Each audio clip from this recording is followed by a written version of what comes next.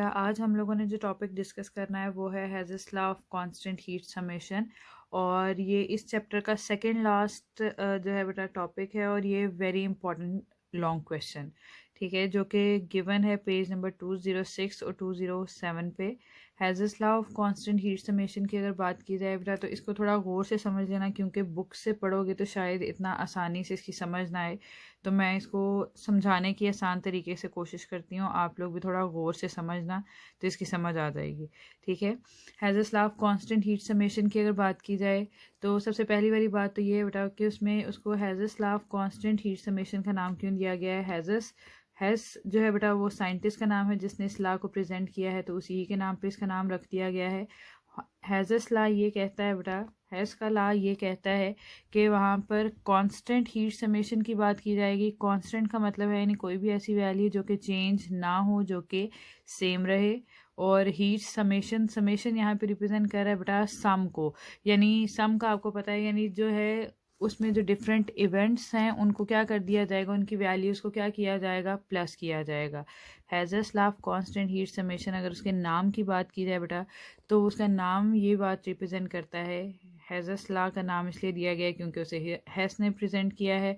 और constant heat summation का मतलब है कि वहाँ पर जितने भी हीट्स होंगी, जितने भी इंथाल्पीज होंगी, उन सबको प्लस किया जाएगा, उनका सम लिया जाएगा और वो जितनी भी इंथाल्पीज का सम है वो क्या रहेगा, कांस्टेंट, ठीक है। ये उसके नाम है बेटा, उसके नाम का मतलब है। अभी मैं उसको एक्सप्लेन कर देती हूँ। पहले उसकी डेफिनेशन करने से पहले बेटा उसकी थोड़ी एक्सप्लेनेशन है, क्योंकि तुम लोगों को डेफिनेशन जो है उसकी समझ नहीं आएगी अगर तुम लोगों को उससे पहले एक दो पॉइंट्स क्लियर ना हो, तो इसलिए मैं पहले एक्सप्लेनेशन बताने लगी हूँ ताकि तुम लोगों को उसकी जो डेफिनेशन है वो क्लियर हो जाए। एक्सप्लेनेशन की अगर बात की जाए बेटा तो सबसे पहले तो उसमें यह है बेटा कि जो इंथाल्पी है, हीट जो है वो लेनी है आपने किसी भी रिएक्शन की, ठीक है। हम लोगों ने इंथाल्पी किसकी कैलकुलेट करनी है, किसी भी रिएक्शन की। Hess's law of constant heat summation जो है बेटा उसकी एप्लीकेशन ये है कि हम लोग उसकी मदद से कैलकुलेट कर सकते हैं किसी भी रिएक्शन की इंथाल्पी। क्या कैलकुलेट कर सकते हैं, किसी भी रिएक्शन की इंथाल्पी। और इंथाल्पी जो है बेटा आपको पता है कि उसको हम लोग किससे रिप्रेजेंट करते हैं, डेल्टा एच से। इसकी बात हम लोग पिछले जितने भी लेक्चर्स गुजरे हैं उसमें हम लोगों ने इसकी बात की है कि इंथाल्पी जो है वो किसी भी सिस्टम में हीट की जितनी भी मिकदार मौजूद होती है वो उस सिस्टम की क्या कहलाती है, इंथाल्पी। रिएक्शन की अगर बात करें बेटा तो रिएक्शन क्या है, आपको पता है कि ऐसा प्रोसेस जिसमें जो रिएक्टेंट है वो किसमें कन्वर्ट हो रहा होता है, प्रोडक्ट में। ऐसा जो प्रोसेस है बेटा वो क्या कहलाता है, रिएक्शन। रिएक्टेंट आपको पता है यानी जहाँ से रिएक्शन, कोई भी ऐसा सब्सटेंस, कोई भी ऐसी स्पीशीज जो कि रिएक्शन को शुरू करती है वो रिएक्टेंट है। जो रिएक्शन जहाँ पे जाके ख़त्म हो जाता है, टर्मिनेट कर जाता है, वो उस रिएक्शन का क्या है, प्रोडक्ट। अब आपने यहाँ पर ये बात याद रखनी है बेटा कि जो रिएक्शन है ना वो दो तरह का हो सकता है, दो तरीके से हो सकता है। एक तो ये है कि डायरेक्ट रिएक्शन हो। एक रिएक्शन किस तरह से हो सकता है बेटा कि डायरेक्ट रिएक्शन हो सकता है, और दूसरा क्या है कि रिएक्शन कैसे हो सकता है, इनडायरेक्ट तरीके से। रिएक्शन कितने तरीके से हो सकता है बेटा, एक है डायरेक्ट मेथड है और दूसरा क्या है, इनडायरेक्ट मेथड। अब उसके नाम से पता चल रहा है बेटा कि डायरेक्ट रिएक्शन, जैसे सपोज कर लो, सिर्फ सपोज कर लो बेटा कि उसको समझाने के लिए मैं एग्जांपल दे रही हूँ बेटा कि कंसिडर कर लो कि एक जो रिएक्टेंट है वो है ए जो है वो किस में कन्वर्ट हो रहा है, डी में। ए उस रिएक्शन का क्या है, रिएक्टेंट। जो डी है बेटा वो उस रिएक्शन का क्या है, प्रोडक्ट। सपोज कर लेते हैं बेटा कि जो ए है वो कन्वर्ट हो रहा है डी में, तो यहाँ पर डायरेक्टली ए किस में कन्वर्ट हो गया, डी में। तो ये उसका कौन सा वाला मेथड है, डायरेक्ट। डायरेक्ट मेथड जो होता है बेटा उसका मतलब ये है कि जो रिएक्टेंट है वो डायरेक्टली किस में कन्वर्ट हो जाएगा, प्रोडक्ट में। रिएक्टेंट जो है वो किस में कन्वर्ट हो जाएगा, प्रोडक्ट में। और ये मोस्टली होता है बेटा सिंगल स्टेप प्रोसेस। ये कितने स्टेप में होता है, सिर्फ एक स्टेप में। डायरेक्ट मेथड का मतलब ये है बेटा कि यानी ऐसा मेथड, ऐसा रिएक्शन जिसमें जो रिएक्टेंट है वो डायरेक्टली किस में कन्वर्ट हो जाए, प्रोडक्ट में। दूसरा वाला हम लोगों ने ये बात की है बेटा कि दूसरा मेथड कौन सा होगा, दूसरी रिएक्शन की जो टाइप है वो कौन सा वाला होगा, इनडायरेक्ट रिएक्शन। अगर इनडायरेक्ट रिएक्शन की बात की जाए बेटा, देखो उसके नाम से पता चल रहा है, यानी ऐसा रिएक्शन जिसमें रिएक्टेंट जो है वो डायरेक्टली प्रोडक्ट में कन्वर्ट नहीं होता या सिंगल स्टेप में रिएक्टेंट प्रोडक्ट में कन्वर्ट नहीं होता। जैसे यहाँ पर हम लोग यही कह रहे हैं बेटा कि ए जो है उसको किस में कन्वर्ट होना है, डी में। रिएक्टेंट को डायरेक्टली किस में कन्वर्ट होना है, प्रोडक्ट में। अगर तो वो एक ही स्टेप में, सिंगल स्टेप में डायरेक्टली कन्वर्ट हो जाता है रिएक्टेंट प्रोडक्ट में, तो डायरेक्ट मेथड है। अब यहाँ पर अगर ए जो है बेटा वो एक स्टेप में, पहले स्टेप में वो कन्वर्ट हो बी में, दूसरे स्टेप में जो बी है वो किस में कन्वर्ट हो, सी में, और सी फिर से किस में कन्वर्ट हो, डी में। अब भी चेक करो बेटा, जो ए है वो इस रिएक्शन का क्या है, रिएक्टेंट। जो डी है वो इस रिएक्शन का क्या है, फाइनल प्रोडक्ट। ऐसा ही है, लेकिन ए जो है वो डायरेक्टली सिंपल एक ही स्टेप में डी में कन्वर्ट नहीं हुआ, बल्कि ए पहले किस में कन्वर्ट हुआ, बी में, बी फिर किस में कन्वर्ट हुआ, सी में, सी किस में कन्वर्ट हुआ, डी में। यानी ये जो रिएक्शन है ये हुआ मल्टीपल स्टेप प्रोसेस, यानी इसमें जो है सिर्फ एक ही स्टेप इन्वॉल्व नहीं होगा, बल्कि जो रिएक्टेंट है वो प्रोडक्ट में एक से ज़्यादा जो है रिएक्शन के ज़रिए से कन्वर्ट होगा, एक ही स्टेप में वो कन्वर्ट नहीं होगा। तो ऐसा रिएक्शन क्या कहलाता है, इनडायरेक्ट रिएक्शन। डायरेक्ट रिएक्शन का मतलब बेटा जिसमें रिएक्टेंट डायरेक्टली किस में कन्वर्ट हो जाए, सिंगल स्टेप में, प्रोडक्ट में। इनडायरेक्ट रिएक्शन वो है जिसमें जो रिएक्टेंट है वो डायरेक्टली प्रोडक्ट में कन्वर्ट ना हो एक स्टेप में, बल्कि वो डिफरेंट स्टेप से गुजर के किस में कन्वर्ट हो, प्रोडक्ट में। अब उसमें ये बात आपने याद रखनी है बेटा कि रिएक्टेंट और प्रोडक्ट, रिएक्टेंट जहाँ से रिएक्शन शुरू हो, प्रोडक्ट जहाँ पर रिएक्शन ख़त्म हो। और रिएक्टेंट और प्रोडक्ट के दरमियान में बनने वाली जितनी भी स्पीशी है बेटा, जैसे ए रिएक्टेंट है, डी प्रोडक्ट है, बी और सी जो रिएक्टेंट और प्रोडक्ट के दरमियान में बनते हैं वो कहलाते हैं बेटा उस रिएक्शन के इंटरमीडिएट। वो उस रिएक्शन के क्या कहलाते हैं बेटा, इंटरमीडिएट। इंटरमीडिएट का मतलब है दरमियान में बनने वाले, यानी रिएक्टेंट और प्रोडक्ट के दरमियान में जितने भी सब्सटेंसेस, जितने बेटा हम लोग सपोज कर लेते हैं कि हमारे पास जो डायरेक्ट रिएक्शन है, डायरेक्ट मेथड, उसमें जो इंथाल्पी में चेंज आया है हम लोग उसको रिप्रेजेंट कर देते हैं कि उस रिएक्शन की जो इंथाल्पी है वो कितनी है, डेल्टा एच। डेल्टा एच यानी रिएक्टेंट और जो प्रोडक्ट जब बना है बेटा उससे, उसके दौरान जितना भी सिस्टम की हीट में चेंज आया है हम लोग उसको किसी रिप्रेजेंट कर देते हैं डेल्टा एच से। इसी तरह सपोज कर लो बेटा कि पहला ये जो स्टेप है, जो स्टेप नंबर 1 है, उसकी जो इंथाल्पी है यानी ए और बी जब उससे बना है तो उसकी जो इंथाल्पी है बेटा उसको हम लोग रिप्रेजेंट कर देते हैं डेल्टा एच 1 से। जो दूसरा स्टेप है बेटा उसकी इंथाल्पी को हम लोग रिप्रेजेंट कर देते हैं डेल्टा एच 2 से। और जो तीसरा वाला स्टेप है बेटा उसकी इंथाल्पी को हम लोग किससे रिप्रेजेंट कर देते हैं, डेल्टा एच 3 से। ठीक है, तो अब हम लोग उसमें क्या कह सकते हैं बेटा, हेज़ेस लॉ ये कहता है, अब उसकी डेफिनेशन को गौर से सुन लीजिएगा बेटा। उसकी डेफिनेशन ये है, हेज़ेस लॉ ये कहता है कि रिएक्शन जो है वो चाहे हो रहा हो डायरेक्ट मेथड से, रिएक्शन जो है वो चाहे हो डायरेक्ट मेथड से, चाहे वो हो इनडायरेक्ट मेथड से। वहां पर अगर हम लोगों के पास एक मेथड है डायरेक्ट और दूसरा कौन सा वाला है, इनडायरेक्ट मेथड, तो वहां पर जो डायरेक्ट मेथड की इंथाल्पी है बेटा वो बराबर होगी इनडायरेक्ट मेथड से। जब हम लोग रिएक्शन कर रहे हैं तो उन सब की इंथाल्पीज के सम के, यानी डायरेक्ट मेथड से किया जाने वाले जो रिएक्शन है उसकी जो इंथाल्पी है वो बराबर होगी जब इनडायरेक्ट मेथड से रिएक्शन किया जाएगा तो उन सब की इंथाल्पीज के सम के। यानी हम लोग कह सकते हैं बेटा कि डेल्टा एच जो है वो किसके बराबर होगा, डेल्टा H1 पहले स्टेप की इंथाल्पी प्लस सेकेंड स्टेप की इंथाल्पी प्लस थर्ड स्टेप की इंथाल्पी। और यही जो है बेटा ये क्या है, Hess's law of heat summation. वो ये कहता है बेटा कि डायरेक्ट मेथड की जो इंथाल्पी है वो बराबर होगी इनडायरेक्ट की जितनी भी इंथाल्पीज हैं उन सब के सम के। क्लियर है बेटा, और यही उसकी मैथमेटिकल फॉर्म है और यही उसकी डेफिनेशन है। मैं डेफिनेशन रिपीट कर देती हूँ बेटा कि डायरेक्ट मेथड की जो है या डायरेक्ट मेथड से होने वाला जो रिएक्शन है उसकी जो इंथाल्पी है वो बराबर होगी इनडायरेक्ट मेथड से होने वाला जो रिएक्शन है उन सब के जो स्टेप्स हैं या फिर इनडायरेक्ट मेथड में जितने भी स्टेप्स इन्वॉल्व हैं उन सब की इंथाल्पीज के सम के। यानी डेल्टा एच बराबर होगा delta H1 plus delta H2 plus delta H3। यानी हम लोग कह सकते हैं बेटा कि रिएक्शन चाहे डायरेक्ट मेथड से हो चाहे इनडायरेक्ट मेथड से हो, दोनों की जो इंथाल्पीज हैं वो क्या होंगी, इक्वल होंगी, बराबर होंगी। अब हम लोगों ने ड्रॉ करना है उसका साइकिल। इस रिएक्शन के लिए हम लोगों को क्या ड्रॉ करना है, साइकिल। अब आपने ये याद रखना है बेटा, ये वाला साइकिल तुम लोग समझ लोगे तो अगले जितने भी एग्जाम्पल्स हैं ना, अगली वाली सिर्फ एग्जाम्पल है बेटा, 2 एग्जाम्पल्स हैं सिर्फ, ठीक है। उन दोनों ही एग्जाम्पल्स में जो साइकिल बनना है ना उसकी समझ आ जाएगी आपको। यहाँ पर आपने क्या करना है, जब साइकिल ड्रॉ करना है बेटा तो कैसे ड्रॉ करना है, सबसे पहले तो आपने लिखना है डायरेक्ट मैथड वाला रिएक्शन। डायरेक्ट मेथड में जैसे हम लोगों ने कहा कि ए डायरेक्टली किस में कन्वर्ट हो रहा है, डी में। सबसे पहले हम लोग लिखेंगे डायरेक्ट मेथड वाला रिएक्शन, ए किस में कन्वर्ट हो रहा है, डी में। और उसकी इंथाल्पी को हम लोगों ने किससे रिप्रेजेंट किया, डेल्टा एच से, ठीक है। अब हमें लिखना है पहला स्टेप। पहले स्टेप में ए किस में कन्वर्ट हो रहा था, बी में। यहाँ पर हम लोग लिख देते हैं कि ए किस में कन्वर्ट हो रहा है बेटा, बी में। पहला स्टेप लिखा है, ठीक है। और पहले स्टेप की इंथाल्पी को हम लोगों ने किससे रिप्रेजेंट किया, डेल्टा एच 1 से। क्लियर है। उसके बाद अब हम लोगों ने यहाँ से दूसरा स्टेप लिखना है। दूसरे स्टेप में क्या हो रहा है, बी किस में कन्वर्ट हो रहा है, सी में। यानी यहाँ पे जो बी है बेटा वो किस में कन्वर्ट हो जाएगा, सी में।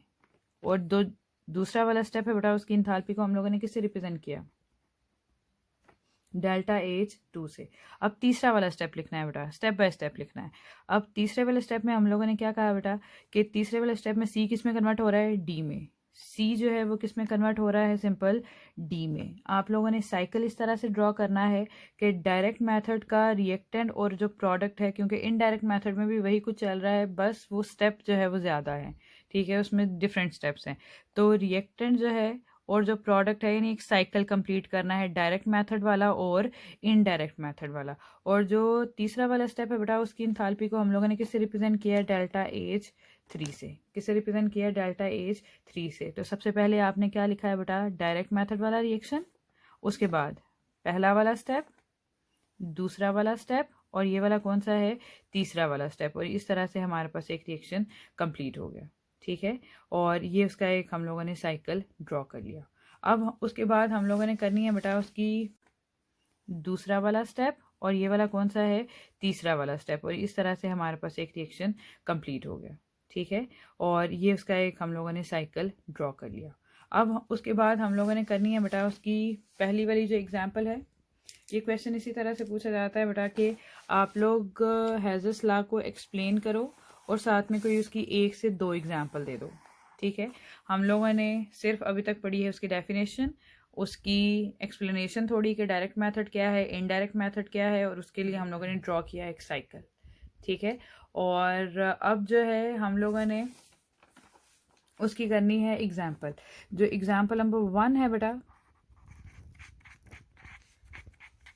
वो है कंबस्टन ऑफ ग्रेफाइट। पहली वाली एग्जांपल कौन सी है बेटा, कंबस्टन ऑफ ग्रेफाइट की। कंबस्टन आपको पता है बेटा कि उसमें बर्निंग होगी, किसी भी कंपाउंड को जलाया जाता है किसकी मौजूदगी में, ऑक्सीजन की मौजूदगी में। Burning in the presence of oxygen. और ग्रेफाइट जो है बेटा वो कहते हैं कार्बन को, ठीक है। ग्रेफाइट यानी किसकी बात हो रही है, कार्बन की। अब उसमें ये है बेटा कि हम लोगों ने कहा कि जैसे इंथाल्पी की वो जो है हेजल्स लॉ की डेफिनेशन कि जो डायरेक्ट मेथड की इंथाल्पी है वो बराबर होती है इनडायरेक्ट मेथड में जितने भी स्टेप्स हैं उन सब की इंथाल्पीज के सम के। तो अब यहाँ पर क्या होगा बेटा कि इस मैथमेटिकल फॉर्म की मदद से हम लोग किसी भी एक भी स्टेप की जो है इंथाल्पी उसको कैलकुलेट कर सकते हैं। यानी अगर हमें टोटल इंथाल्पी पता हो तो हम लोग जो है, और या फिर हमें हमारे पास 2 जो स्टेप्स हैं उनकी इंथाल्पीज हमें मालूम हो तो, और जो तीसरा वाला है उसकी हम लोग इंथाल्पी कैलकुलेट कर सकते हैं। यानी हम लोगों के पास अगर 3 से 4 वैल्यूज़ गिवन है तो हम लोग किसी एक जो वैल्यू है उसको कैलकुलेट कर सकते हैं। तो यहाँ पर भी है कंबस्टन ऑफ ग्रेफाइट की अगर बात की जाए बेटा तो उसमें भी हम लोगों ने कहा कि रिएक्शन 2 स्टेप में हो सकता है। एक कौन सा वाला है, डायरेक्ट रिएक्शन, और दूसरा कौन सा वाला है, डायरेक्ट मेथड है, और दूसरा कौन सा वाला है बेटा, इनडायरेक्ट मेथड। एक है डायरेक्ट मेथड और दूसरा क्या है हमारे पास, इनडायरेक्ट मेथड। यहाँ पर कुछ वैल्यूज़ हैं बेटा जो आपको एज इट इज़ याद करनी है क्योंकि वो कैलकुलेटेड वैल्यूज़ हैं, ठीक है। डायरेक्ट मेथड की अगर बात की जाए बेटा तो डायरेक्ट मेथड जो है उसके अकॉर्डिंगली, यहाँ पर जो कार्बन है, कार्बन को हम लोगों ने बर्न करना है किसकी मौजूदगी में, ऑक्सीजन की मौजूदगी में। अगर कार्बन ऑक्सीजन के प्रेजेंस में बर्न हो रही है बेटा, कंबाइन कर रही है, तो वो किस में कन्वर्ट हो जाएगी, कार्बन डाइऑक्साइड में। ठीक है, ये उसका डायरेक्ट मेथड है जिसमें रिएक्टेंट जो है वो डायरेक्टली किस में कन्वर्ट हो गया है, एक ही स्टेप में, प्रोडक्ट में। और उसकी जो इंथाल्पी है बेटा, उस स्टेप की हम लोग उसको रिप्रेजेंट कर देते हैं डेल्टा एच से, और उसकी जो कैलकुलेटेड वैल्यू है बेटा वो है -393.7 किलो जूल पर मोल। आपको पता है बेटा कि इंथाल्पी का यूनिट होता है किलो जूल पर मोल। माइनस है तो इसका मतलब है प्रोसेस कौन सा वाला चला, एक्सो, यानी वहां पर हीट रिलीज हुई है। और ये भी आपको पता है कि कंबस्शन के दौरान हीट क्या होती है, रिलीज, और उसकी इतनी वैल्यू है। अब ये तो हो गया डायरेक्ट मेथड। अब इनडायरेक्ट मेथड वो वाला लेना है बेटा जिसमें कार्बन और ऑक्सीजन जो है वो मिलके कार्बन डाइऑक्साइड ही बनाए, लेकिन वो डिफरेंट स्टेप्स में बनाए। अब यहाँ पर पहला वाला जो स्टेप है बेटा उसमें यह है कि कार्बन ऑक्सीजन के साथ कंबाइन करता है, लेकिन यहाँ पे ऑक्सीजन लिया जाता है हाफ। आपको पता है बेटा नेचुरली ऑक्सीजन किस फॉर्म में मौजूद होती है, मॉलिक्यूलर फॉर्म में। किस फॉर्म में मौजूद है, मॉलिक्यूलर फॉर्म में, यानी 2 ऑक्सीजन के एटम्स कंबाइन होके फिर वो नेचुरली एग्जिस्ट करते हैं। लेकिन हम लोग यहाँ पे पहले स्टेप में सिर्फ यूज होती है हाफ ऑक्सीजन। हाफ ऑक्सीजन का मतलब है बेटा कि O2 में से सिर्फ एक ऑक्सीजन यूज होता है पहले स्टेप में। एक तो आप इस तरह से समझ सकते हो, हाफ ऑक्सीजन का मतलब है यानी एक सिंगल ऑक्सीजन एटम। और हाफ ऑक्सीजन इस तरफ से भी समझ सकते हैं कि टू से कैंसिल हो जाएगा, बाकी यहाँ पर सिंपल एक ऑक्सीजन का एटम रहेगा। कार्बन अगर एक ऑक्सीजन के साथ कंबाइन करता है बेटा तो वो पहले वाले स्टेप में क्या बनाएगा, कार्बन मोनो ऑक्साइड। ठीक है, हाफ ऑक्सीजन लिया है ना, तो एक ऑक्सीजन के साथ कंबाइन करेगा तो क्या बनाएगा पहले स्टेप में, कार्बन मोनोऑक्साइड। हम लोग कंसीडर कर लेते हैं बेटा कि इस स्टेप की जो इंथाल्पी है हम लोग उसको किससे रिप्रेजेंट कर देते हैं, डेल्टा H1 से। मैं आपकी जो बुक है बेटा उसमें जिस तरह से किया गया मैं आपको वैसे ही कैलकुलेट करवाती हूँ। डेल्टा H1 यानी पहले वाली स्टेप जो है बेटा उसकी इंथाल्पी हम लोगों को फाइंड आउट करनी है। अब अगले वाले स्टेप में कार्बन मोनोऑक्साइड जो है बेटा वो रिएक्शन करेगा फिर से हाफ ऑक्सीजन के साथ। वो फिर से किसके साथ रिएक्शन करेगा, हाफ ऑक्सीजन के साथ। यानी फिर से यहाँ पर लेना है आपको सिंपल एक ऑक्सीजन का एटम, तो CO ऑलरेडी है, अगर वो एक और ऑक्सीजन के साथ कंबाइन करेगा तो वो क्या बना देगा, CO2। यहाँ पर भी चेक करो, प्रोडक्ट क्या था, कार्बन डाइऑक्साइड, कार्बन डाइऑक्साइड ही है। यहाँ पर रिएक्टेंट कौन सा था, कार्बन। यहाँ पर भी ऑक्सीजन के 2 एटम्स लिए गए थे, तो पहला ऑक्सीजन का एटम पहले स्टेप में, दूसरा ऑक्सीजन का एटम दूसरे स्टेप में। लेकिन यहाँ पर रिएक्टेंट जो है वो प्रोडक्ट में डायरेक्टली कन्वर्ट नहीं हुआ बल्कि 2 स्टेप्स में हुआ है, तो हम लोग इसको नाम दे देते हैं बेटा सेकेंड स्टेप का। तो यहाँ पर जो सेकेंड स्टेप की इंथाल्पी हम लोग उसको किससे रिप्रेजेंट कर देते हैं, डेल्टा H2 से, और उसकी जो वैल्यू है बेटा वो है -283 किलो जूल पर मोल। ये वैल्यूज जो है बेटा ये कैलकुलेटेड है और ये आपको याद करनी है ऐसे। ठीक है, अब हम लोग कर लेते हैं बेटा उसकी कैलकुलेशन में वही हेजस लॉ क्या कहता है बेटा, हेजस लॉ क्या कहता है कि हमारे पास जो डायरेक्ट मेथड की इंथाल्पी है, हेजस लॉ ये कहता है बेटा कि जो डायरेक्ट मेथड की इंथाल्पी है यानी डेल्टा H वो किसके बराबर होगा, इनडायरेक्ट मेथड में जितने भी स्टेप्स इन्वॉल्व हैं उन सब की इंथाल्पीज के सम के, यानी delta H1 plus delta H2 के, delta H1 plus delta H2। अब हम लोग वैल्यूज लिख लेते हैं बेटा। तो डेल्टा H1 की वैल्यू क्या थी, सॉरी डेल्टा H की वैल्यू क्या है, -393.7। डेल्टा H1 की वैल्यू हम लोगों को फाइंड आउट करनी है। डेल्टा H2 की वैल्यू क्या है, -283 किलो जूल पर मोल। ऐसे ही है, प्लस माइनस माइनस, दूसरी वाली साइड पे जाके ये वैल्यू क्या हो जाएगी बेटा, प्लस 283 और डेल्टा H1। यानी वही बात है कि अगर हमें 2 वैल्यूज़ पता है तो हम लोग तीसरी वाली वैल्यू कैलकुलेट कर सकते हैं हेजस लॉ वाला फॉर्मूला यूज़ करके। तो यहाँ पर जो है बेटा वैल्यू क्या आ जाएगी, -110.0 किलो जूल पर मोल। ये किसकी वैल्यू है बेटा, डेल्टा H1 की। अगर आप लोग क्रॉस चेक करना चाहते हो बेटा तो यहाँ पर डेल्टा H1 की वैल्यू पुट करो, डेल्टा H2 की वैल्यू लिखी हुई है, दोनों साइड्स का अगर आंसर सेम आ जाएगा इसका मतलब है हेजस लॉ ठीक है। और उसके बाद जो है बेटा आपको ड्रॉ करना है यहाँ पर साइकिल। इसी रिएक्शन के लिए आपको क्या ड्रॉ करना है, साइकिल। हम लोगों ने कहा था कि साइकिल ड्रॉ करते हुए पहले स्टेप में हम लोग क्या ड्रॉ करते हैं, क्या लेते हैं हम लोग, डायरेक्ट मेथड वाला रिएक्शन। हम लोग क्या लेते हैं बेटा, डायरेक्ट मेथड वाला रिएक्शन। तो डायरेक्ट मेथड वाला रिएक्शन क्या है, कार्बन किसके साथ कंबाइन कर रहा है, ऑक्सीजन के साथ, और वो क्या बना रहा है, कार्बन डाइऑक्साइड, ऐसे ही है। और उसकी इंथाल्पी को हम लोगों ने किससे रिप्रेजेंट किया, डेल्टा एच से। उसके बाद अगले वाले स्टेप में जब हम लोग इनडायरेक्ट मेथड लेते हैं तो पहला वाला स्टेप लिखना है। पहले वाले स्टेप में कार्बन किसके साथ कंबाइन कर रहा है, हाफ ऑक्सीजन के साथ। अब आपने एरोज जो है बेटा वो बहुत एहतियात से, बहुत गौर से लगाने हैं, क्योंकि हम लोग यहाँ पर कह रहे हैं कि कार्बन कंबाइन कर रहा है पहले स्टेप में किसके साथ, हाफ ऑक्सीजन के साथ। अब जो एरो है बेटा उसकी जो टेल है वो आपने लगानी है, रखनी है कार्बन पे, ठीक है। कार्बन से रिएक्शन शुरू हो रहा है पहले स्टेप वाला, उसके साथ कंबाइन कौन कर रहा है, हाफ ऑक्सीजन, यानी एक ऑक्सीजन का एटम। और पहले वाले स्टेप में वो क्या बना रहे हैं, कार्बन मोनोऑक्साइड। पहले वाले स्टेप में वो क्या बना रहे हैं, कार्बन मोनोऑक्साइड। और अगले वाले स्टेप में हम लोगों ने कहा कि कार्बन मोनोऑक्साइड पहला वाला स्टेप है, उसकी इंथाल्पी को हम लोग किससे रिप्रेजेंट कर देते हैं, डेल्टा एच 1 से। और अगले वाले स्टेप में कार्बन मोनोऑक्साइड किसके साथ रिएक्शन करता है, फिर से हाफ ऑक्सीजन के साथ, और वो क्या बनाता है, कार्बन डाइऑक्साइड। तो अगले वाले स्टेप में जो कार्बन मोनोऑक्साइड है बेटा ये फिर से किसके साथ कंबाइन करेगा, हाफ ऑक्सीजन के साथ, और ये किस में कन्वर्ट हो जाएगा, कार्बन डाइऑक्साइड में। CO मजीद एक और ऑक्सीजन के साथ कंबाइन करेगा तो वो क्या बना देगा, CO2। ये सेकंड स्टेप है बेटा। तो इसकी जो इंथाल्पी है हम लोगों ने उसको किससे रिप्रेजेंट किया, डेल्टा H2 से, ठीक है। चाहे तो आप इस तरह से ड्रॉ कर लो, चाहे इसको बाकायदा ट्रायंगल बना लो, दोनों तरीके से ठीक है बेटा। अब हम लोग पढ़ने लगे हैं एग्जाम्पल नंबर 2। पहले हम लोगों ने हेज़ेस लॉ में सिर्फ पढ़ा है उसकी डेफिनेशन, उसकी मैथमेटिकल फॉर्म। उसके बाद हम लोगों ने, बल्कि सबसे पहले तो हम लोगों ने थोड़ी एक्सप्लेनेशन पढ़ी थी, लेकिन जब आप लिखोगे तो पहले डेफिनेशन लिखोगे, सीक्वेंस रखोगे, उसके बाद मैथमेटिकल फॉर्म, उसके बाद आप लिखोगे उसकी थोड़ी एक्सप्लेनेशन, और उसके बाद वो जो है एग्जाम्पल लिखोगे बेटा, वो कंबस्शन ऑफ ग्रेफाइट वाली। मोस्टली क्वेश्चन यही पूछा जाता है कि कोई एक एग्जाम्पल मेंशन कर दो, ठीक है। तो अगर एक एग्जाम्पल वहाँ पे स्टेटमेंट में स्पेसिफाई किया हो तो चाहे ये वाली एग्जाम्पल लिख लो, चाहे जो है कंबस्शन ऑफ ग्रेफाइट वाली वो एग्जाम्पल लिख लो। लेकिन अगर वहाँ पे मेंशन ना हो तो कोशिश करो कि दोनों ही एग्जाम्पल्स लिख दो, ठीक है।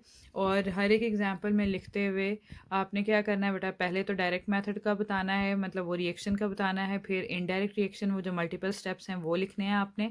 उसके बाद आपको कैलकुलेशन करनी है, यानी वो मैथमेटिकल फार्मूला अप्लाई करके, और उसके बाद आप लोगों को ड्रॉ करना है साइकिल। इसके केस में भी हम लोग करेंगे बेटा कि अगर सोडियम कार्बोनेट बन रहा है, फॉर्मेशन ऑफ सोडियम कार्बोनेट है सेकेंड एग्जाम्पल। सोडियम कार्बोनेट जो है बेटा उसका फॉर्मूला आपको पता है वो क्या होता है, Na2CO3। तो इसमें भी हम लोग वही बात करेंगे कि रिएक्शन दो तरह से होगा बेटा, एक होगा इनडायरेक्ट रिएक्शन और दूसरा कौन सा होगा, डायरेक्ट रिएक्शन।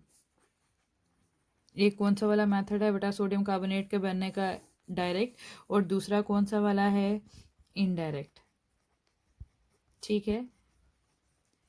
डायरेक्ट रिएक्शन में ये होगा बेटा कि रिएक्टेंट जो है वो डायरेक्टली किस में कन्वर्ट हो जाएगा, प्रोडक्ट में। और इनडायरेक्ट में रिएक्टेंट डायरेक्टली प्रोडक्ट में कन्वर्ट नहीं होता, बल्कि उसके केस में इंटरमीडिएट भी बनते हैं, ठीक है।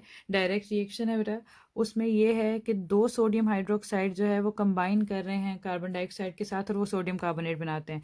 मैं रिएक्शन को समझा देती हूँ बेटा, इक्वेशन में पहले समझा देती हूँ, बाद में मैं उसको लिख देती हूँ।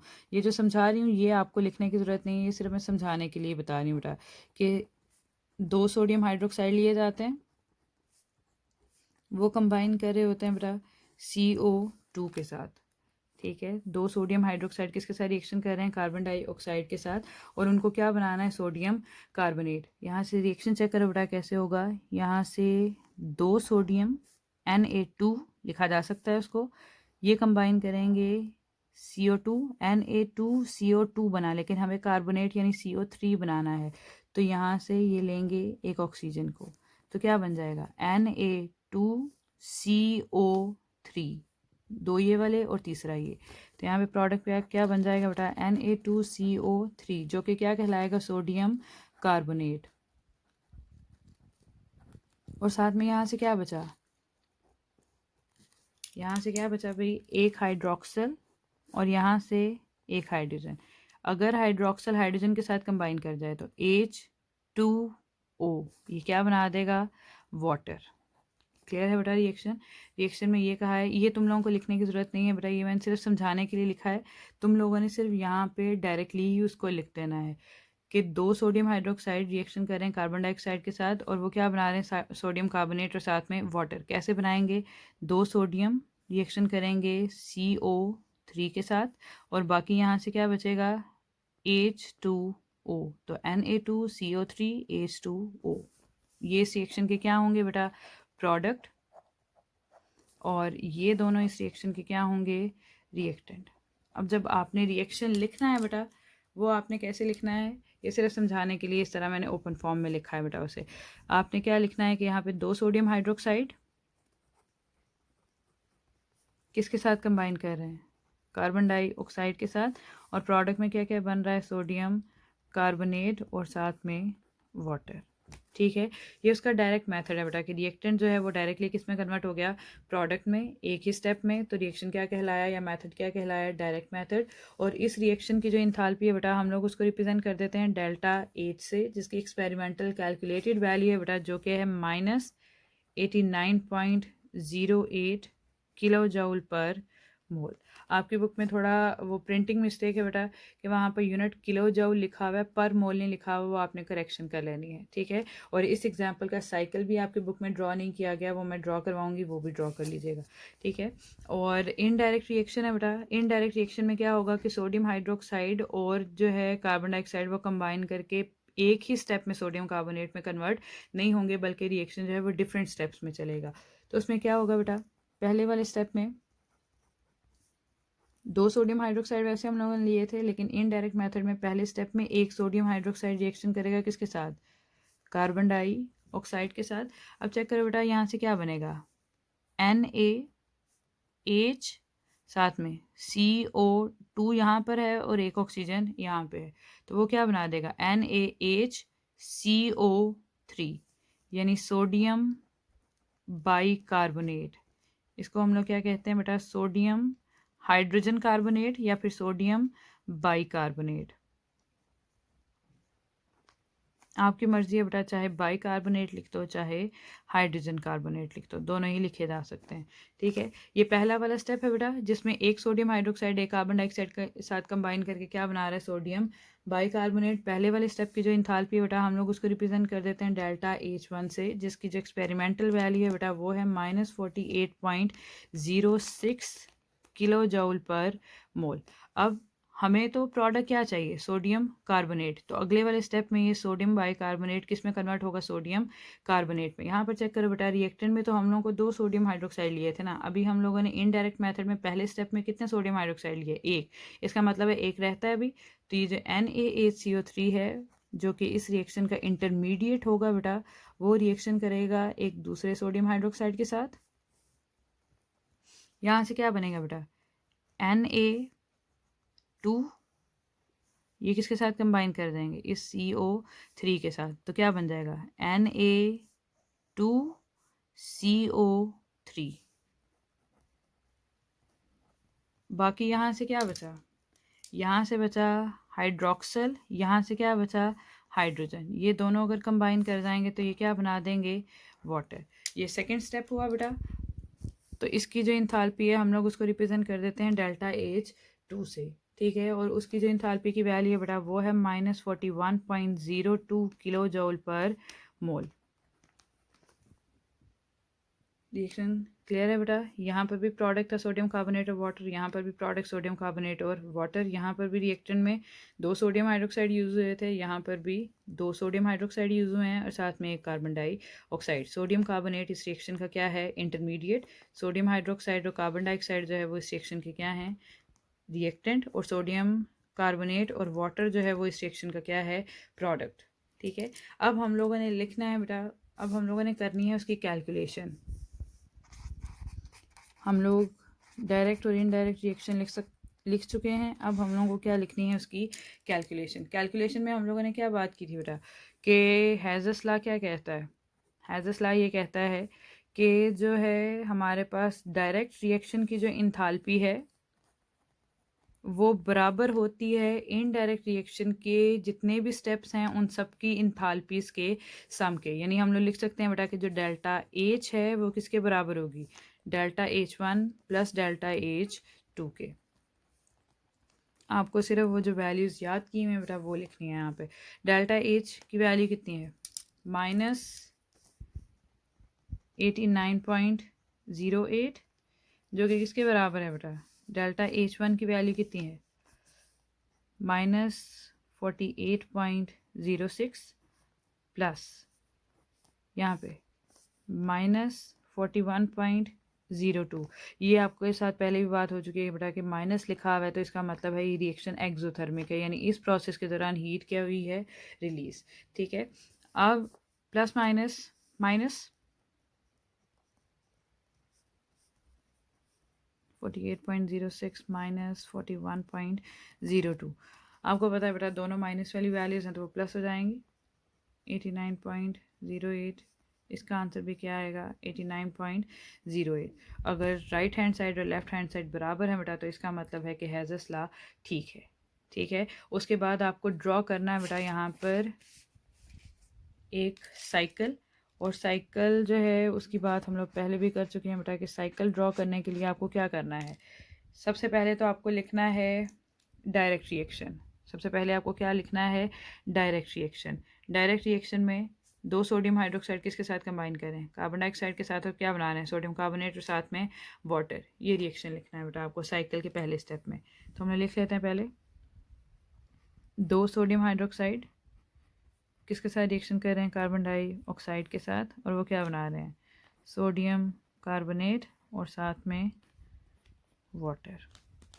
पहला स्टेप है, उसकी इंथाल्पी को हम लोगों ने डायरेक्ट रिएक्शन है तो उसकी इंथाल्पी को हम लोगों ने किससे रिप्रेजेंट किया था, डेल्टा एच से। अब अगले वाले स्टेप में अगला वाला जो रिएक्शन है बेटा इनडायरेक्ट रिएक्शन का पहला स्टेप लिखना है हम लोगों ने। पहले स्टेप में क्या हुआ, कार्बन डाइऑक्साइड कंबाइन किया एक सोडियम हाइड्रोक्साइड के साथ। अब आपने फिर से इसको एहतियात से ड्रॉ करना है बेटा कि यहाँ पर कार्बन डाइऑक्साइड रिएक्शन कर रहा है एक सोडियम हाइड्रोक्साइड के साथ, तो यहाँ से रिएक्शन आपको शुरू करना है कार्बन डाइऑक्साइड से। जो एरो है उसकी जो टेल है वो लगानी है आपने कार्बन डाइऑक्साइड से, क्योंकि यहाँ से रिएक्शन शुरू होगा। ये कंबाइन करेगा कितने सोडियम हाइड्रोक्साइड के साथ, एक सोडियम हाइड्रोक्साइड के साथ, और पहले स्टेप में ये क्या बना रहा है, सोडियम कार्बोनेट। ये जो कार्बन डाइऑक्साइड है वो रिएक्शन कर रहा है सोडियम हाइड्रोक्साइड के साथ, तो वो क्या बना रहा है, sodium bicarbonate.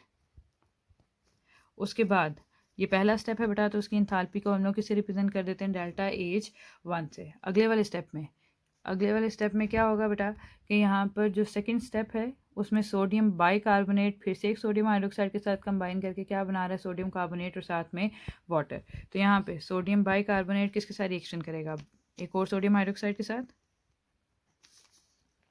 Plus sodium bicarbonate plus second sodium hydroxide give sodium carbonate plus water. तो अगर ये दूसरा स्टेप है बेटा तो हम लोग इसकी इंथाल्पी को किससे रिप्रेजेंट कर देते हैं, डेल्टा एच टू से। बस बाद जो बिल्कुल लास्ट वाला पॉइंट है ना वो ये है कि हैज़र्स लॉ की एप्लीकेशंस क्या क्या हैं या फिर उसके यूजेस क्या क्या हैं। तो पहली वाली बात तो ये है बेटा कि हैज़र्स लॉ को यूज़ किया जाता है उन रिएक्शंस की इंथाल्पीज़ को फाइंड आउट करने के लिए जिनकी हम लोग इंथाल्पी जो है डायरेक्ट कैलोरी मीट्रिक वाली जो मेथड है उससे कैलकुलेट नहीं कर सकते, यानी जिसको हम लोग जिसकी इंथाल्पी को कैलोरी मीटर से मैयर नहीं कर सकते उसकी इंथाल्पी को हम लोग कौन से वाले लॉ से मैयर करते हैं, हैज़र्स लॉ से। ठीक है, ये आपने कल भी पढ़ा था बेटा कि इंथाल्पी को कैलकुलेट करने के लिए हम लोग जो मेथड यूज़ करते हैं, जो इंस्ट्रूमेंट यूज़ करते हैं वो क्या कहलाता है, कैलोरीमीटर। और जो कैलोरीमीटर है वो हो सकते हैं दो तरह के, एक हो सकता है बॉम्ब कैलोरीमीटर और एक हो सकता है ग्लास कैलोरीमीटर। तो अगर वो दोनों ही जो कैलोरीमीटर है वो यूज़ ना किए जा सकते हों किसी रिएक्शन की इंथाल्पी को फाइंड आउट करने के लिए, तो फिर हम लोग तीसरा वाला मेथड कौन सा यूज़ करते हैं इंथाल्पी को फाइंड आउट करने के लिए, कि हम लोग वहाँ पे अप्लाई कर देते हैं हैज़र्स लॉ को। यानी जहाँ पे कैलोरीमेट्रिक मेथड जो है वो एप्लीकेबल नहीं है वहाँ ऊपर हैज़ल्स लॉ एप्लीकेबल होता है। ठीक है, दूसरी वाली जो इसकी एप्लीकेशन है बेटा वो ये है कि हम लोग इसको जो है यूज़ कर सकते हैं किसी भी रिएक्शन की जो इंथाल्पी ऑफ फॉर्मेशन है उसको कैलकुलेट करने के लिए। इंथाल्पी ऑफ फॉर्मेशन की हम लोगों ने बात की थी बेटा लेक्चर नंबर 3 में, जब मैंने टाइप्स ऑफ इंथाल्पी पढ़ाई थी तुम लोगों को। तो इंथाल्पी ऑफ फॉर्मेशन का मतलब है बेटा कि यानी ऐसा रिएक्शन जिसमें जो एलिमेंट्स हैं वो कंबाइन करके जब कोई कंपाउंड बना रहे होते हैं तो कंपाउंड की जब फॉर्मेशन होती है तो उस रिएक्शन के दौरान हीट में जितना चेंज आता है वो उस रिएक्शन की क्या कहलाती है, इंथाल्पी ऑफ फॉर्मेशन। वो उस रिएक्शन की क्या कहलाती है बेटा, इंथाल्पी ऑफ फॉर्मेशन। तो उन रिएक्शंस की इंथाल्पी को कैलकुलेट, इंथाल्पी ऑफ फॉर्मेशन को कैलकुलेट करने के लिए हैज़ल्स लॉ को यूज़ किया जाता है बेटा, जिनको डायरेक्ट मेथड से प्रिपेयर नहीं किया जा सकता। यानी अगर कोई जो कंपाउंड है बेटा वो एक ही सिंपल सिंगल स्टेप में ना प्रिपेयर हो रहा हो बल्कि वो मल्टीपल स्टेप में इनडायरेक्ट मेथड से प्रिपेयर हो रहा हो, उससे बन रहा हो, तो उस केस में हम लोग कौन सा वाला लॉ यूज़ करते हैं, हैज़ल्स लॉ। ठीक है, यानी अगर कोई कंपाउंड मल्टीपल स्टेप्स में बने यानी इनडायरेक्ट मेथड के थ्रू बने तो उस रिएक्शन की इंथाल्पी ऑफ फॉर्मेशन को कैलकुलेट करने के लिए हम लोग कौन सा वाला लॉ अप्लाई करते हैं बेटा, हैज़ल्स लॉ। जैसे हम लोग अगर इंथाल्पी ऑफ फॉर्मेशन कैलकुलेट करना चाहते हैं बेटा CCl4 की, ठीक है, तो हम लोग उसके लिए किसको अप्लाई करते हैं, हैज़ल्स लॉ को, क्योंकि CCl4 जो है बेटा वो डायरेक्टली कार्बन और क्लोरीन के मिलने से एक ही स्टेप में नहीं बनता बल्कि वो डिफरेंट स्टेप्स होते हैं, मल्टीपल स्टेप्स होते हैं जिसके नतीजे में CCl4 बनता है।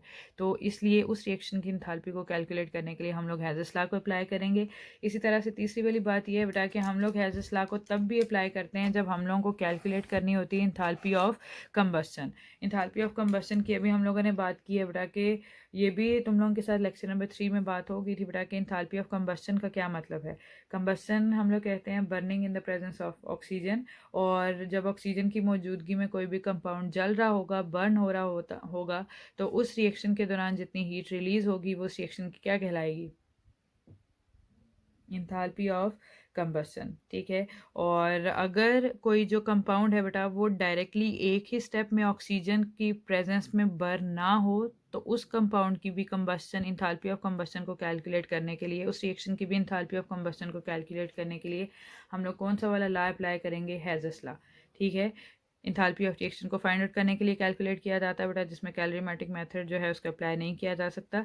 इंथाल्पी ऑफ फॉर्मेशन को कैलकुलेट करने के लिए इसको यूज़ किया जा सकता है बेटा, और तब इंथाल्पी ऑफ फॉर्मेशन निकाली जाएगी, या उन रिएक्शंस की इंथाल्पी ऑफ फॉर्मेशन या उन कंपाउंड की इंथाल्पी ऑफ फॉर्मेशन निकाली जाएगी बेटा जो कि डायरेक्ट एक ही सिंपल स्टेप वाले मेथड से प्रिपेयर नहीं हो सकते, और उन रिएक्शन की इंथाल्पी ऑफ कंबस्शन या उन कंपाउंड्स की इंथाल्पी ऑफ कंबस्शन को कैलकुलेट करने के लिए इसको यूज़ किया जाएगा बेटा जो कि डायरेक्टली एक ही स्टेप में ऑक्सीजन की मौजूदगी में बर्न नहीं होते बल्कि डिफरेंट स्टेप्स में उनकी कंबस्शन कंप्लीट होती है। जैसे जो है बेटा वो अगर हम लोग इंथाल्पी ऑफ कंबस्शन कैलकुलेट करना चाहते हैं एलुमिना की यानी एल्यूमिनियम ऑक्साइड की, तो उसके लिए भी हम लोग कौन सा वाला लॉ अप्लाई करते हैं, हैज़ल्स लॉ।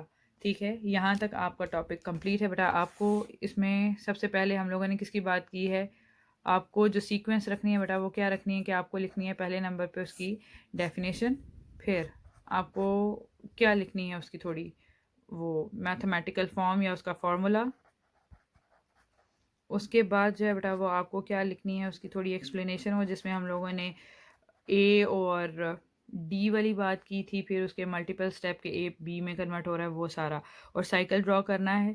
उसके बाद आपको लिखनी है बेटा उसकी एग्जांपल नंबर 1, उसके बाद आपको लिखनी है उसकी एग्जांपल नंबर 2। अगर तो क्वेश्चन की स्टेटमेंट में एक एग्जांपल पूछी जाए तो सिर्फ एक लिख दो जो आपको आसान लग रही है, और उसके बाद आपको क्या लिखनी है बेटा उसकी एप्लीकेशंस। ठीक है, और एग्जाम्पल नंबर 1 या एग्जाम्पल नंबर 2 लिखते हुए भी आपको पहले उसका लिखना है डायरेक्ट मेथड वाला रिएक्शन, फिर इनडायरेक्ट मेथड वाला रिएक्शन, फिर उसके बाद उसकी कैलकुलेशन, और उसके बाद उसका साइकिल। ठीक है, और अब आप सुन लो बेटा कि आपका होमवर्क क्या है। होमवर्क में आप अगर अपनी एक्सरसाइज का निकालो बेटा क्वेश्चन नंबर 10 का बी और सी पार्ट, तो ये बिल्कुल ऐसे ही हैं जैसे ये हैज़ल्स लॉ भी हम लोगों ने पढ़ाई, थ्योरी वाले शॉर्ट क्वेश्चंस हैं। ठीक है, उसके अलावा जो है बेटा वो आपको आपकी एक्सरसाइज में होगा क्वेश्चन नंबर 11, ये भी थ्योरी वाला है बेटा, यानी इसमें यही वाला लिखा हुआ है, सिर्फ आपने पेज नंबर वहाँ पे मेंशन कर लेना है।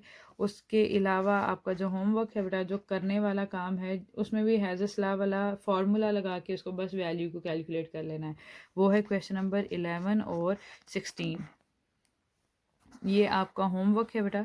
इसमें से भी मैंने सिर्फ ये कहा है कि क्वेश्चन नंबर 11 जो है वो आप कर चुके हो, मतलब उसमें सिर्फ यही स्टेटमेंट लिखी हुई है कि हैज़ लॉ को एक्सप्लेन करो, पेज नंबर लिख लीजिएगा। क्वेश्चन नंबर 10 का बी और सी पार्ट शॉर्ट क्वेश्चन है, इसी में हो जाएगा बेटा। और 11 और 16 वाला आपने इंथाल्पी वाला फार्मूला लगा के delta H is equal to delta H one plus delta H two वाला फार्मूला लगा के उन वैल्यूज़ को प्लस करके आंसर निकाल लेना है बस।